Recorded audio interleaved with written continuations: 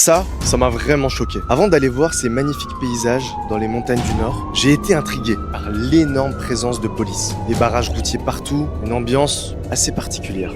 En cherchant, j'ai découvert une histoire dont je ne connaissais pas l'existence. Nous sommes à la frontière du Triangle d'Or, là où la Thaïlande, le Myanmar, ancienne Birmanie et le Laos se rencontrent dans un silence presque irréel.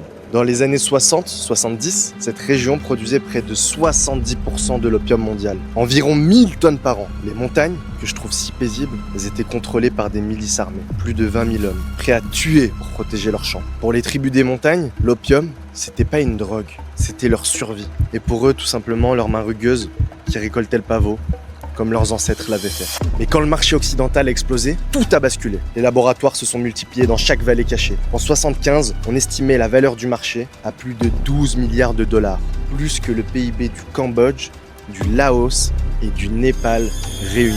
Puis un projet royal a tout changé, investissant plus de 500 millions de dollars pour remplacer le pavot par des cultures légales, du café, des fraises, des avocats.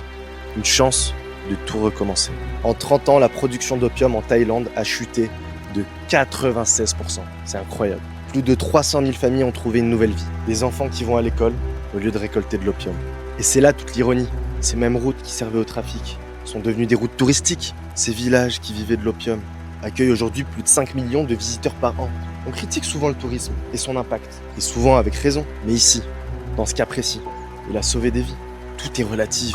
Ce qui détruit un lieu, ça peut en sauver un autre.